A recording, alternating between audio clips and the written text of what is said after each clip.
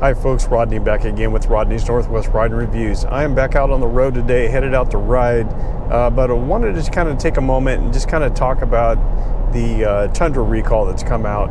I know there's been a lot of publicity about it. A lot of people have jumped on the bandwagon and obviously trying to get, and I'm going to use the term clickbait, to throw something out there, number one, to try to get you to view their videos, but number two, the information that they're providing is not necessarily 100% true. So yes, there is a Tundra recall. It affects not only the Tundra and the 22 and 23 models, but then it also affects some Lexus GX models. The last numbers that I've heard so far is the recall has affected, was it 98,600 vehicles? And currently what they're seeing issues with is about 1% of that. So a little over 900 issues have been reported so far. So what do we know about the recall? Well, currently right now, what they're saying is that it's due to debris left in the engine during manufacturing. So we don't know how extensive that is. I was talking with a service manager the other day and asked him, I said, well, have they come up with a remedy yet? And so when a recall comes out, they're saying that, okay, we have an issue, but there's not always a remedy for it just yet. So in this case, they honestly don't know what they're going to do yet. And some of them, they think that they're going to have to go ahead and replace the short block, which means they tear the motor all the way down to the block itself, and then go ahead and get a short block to begin with, and then install all the parts from the previous engine back onto that and put it back in the truck. They may end up just going through and doing an inspection. So for instance, they may pull the pan, pull the cap bearings, do a thorough inspection, and replace the main bearings and then put everything back together. They honestly don't know yet. I asked him, I said, well, why do they not have, like, for instance, on a drain plug on a motorcycle, you have a magnet that catches all the debris or little shavings from the motor? And he says, well, they actually do have a magnet in the pan itself that would catch that. But there again, they don't know how extensive it is, so they haven't come up with a remedy. I've heard some people in videos say, well, let's just go ahead and, just stop driving your trucks. Well, folks, like I mentioned, it's only 1% of the vehicles that are out there on the road. And this is in some cases over 2 years ago. So, should you stop driving the vehicle? I don't know. Do you have a vehicle to drive? Do you have something, to drive if you just let that vehicle sit? And what if they don't come up with a remedy for another 6 months? Are you going to allow the vehicle to just sit while you're waiting for that to happen? They had a recall due to a fuel neck.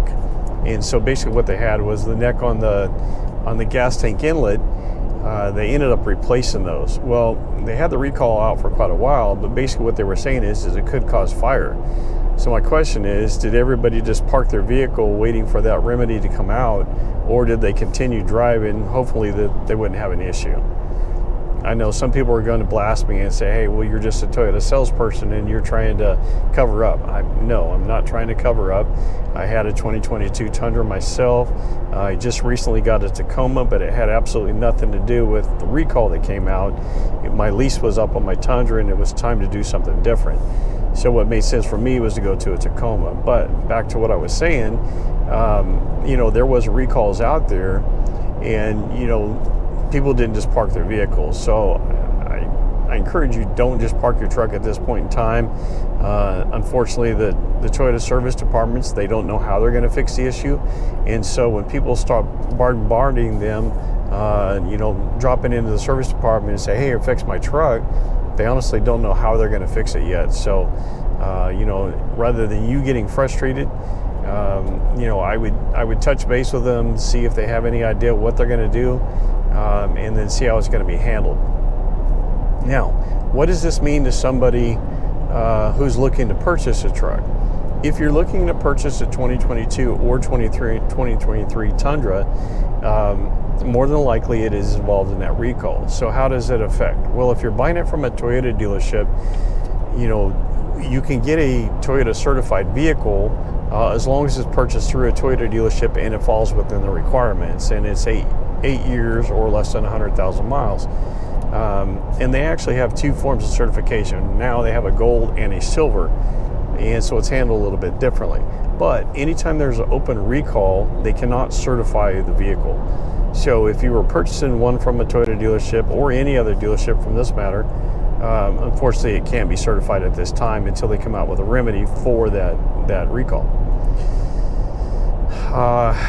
If you were purchasing one, let's say you purchased one private party, in that situation, when they do come out with a remedy, Toyota will repair the vehicle or do the inspection, whatever's going to be done. They will take care of it free of charge. So are you putting yourself at risk by buying one private party? Yeah, very possibly. What I would highly recommend is that, I would get an extended warranty if you buy one from a dealership right now.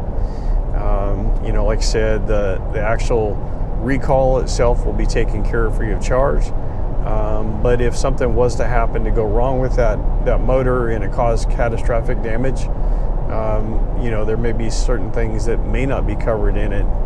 Granted, if they can go back and pinpoint that, what was involved in the recall is actually what caused your catastrophic damage on your engine, then yes, it would be covered. But I would just say, protect yourself. Going ahead and get that extended warranty. And there again, I'm not trying to sell you anything. I'm just giving you my perspective and how I would go about it if I was doing it. Now, the 2022, 2023 Tundras that were the hybrid version, those were not affected in the recall. The 2024 models were not affected in the recall. So if somebody's looking to go out and purchase a brand new one, you have nothing to worry about because, like I said, it has not been involved in the recall. I was asking the service manager, I said, well, did they not find, while they were producing the block, did they not find the issue and then going ahead and correct it? And he says the blocks are actually not made by Toyota. There is a lot of parts that are produced by Toyota, and obviously we assemble all the engine, but the block itself was not.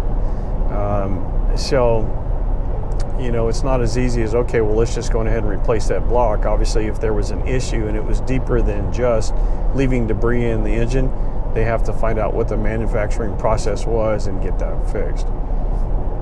So, be careful about the videos that you watch. I mean, I'm not trying to tell anybody not to watch videos, but be careful of the clickbait. They're going to say things, like, oh, Tundra is, or, Toyota is doomed. Toyota's durability is taking a hit, and I will agree that yes, this definitely is a hit. It's going to be pretty expensive, regardless of whether they just pull the pan and replace main bearings and do their inspection, or if they end up replacing short blocks, it's definitely going to be expensive. So if you have any questions, anything that I can answer for you, feel free to send a comment my way. If somebody is purchasing a new Tundra and, for instance, you've put a deposit on a vehicle, I do have the ability to check the status on it. So what I would need from you is going ahead and send me a VIN number, and with the VIN number I can put it in Toyota's system and it will tell me what the current status is, or what the expected arrival date or even build date is. The one thing I would add to that is that when you do send me a VIN number, so Toyota comes out with what they call a temporary VIN number, and the temporary VIN will have a letter in the last 5 digits of it. The permanent VIN number does not. So for instance, if they gave you a temporary VIN and you gave them a deposit and you're just waiting on it and the vehicle's already been built, that temporary VIN will no longer show me any information. So be sure and send me the correct VIN number for that. So appreciate your time. Like I said, if you have any questions, go ahead and send your comments my way. Take the time to like and subscribe. As more information comes out from the dealership level, I will go ahead and pass it along to you. But that's all that we know at this point in time. So thanks again. Have a great day.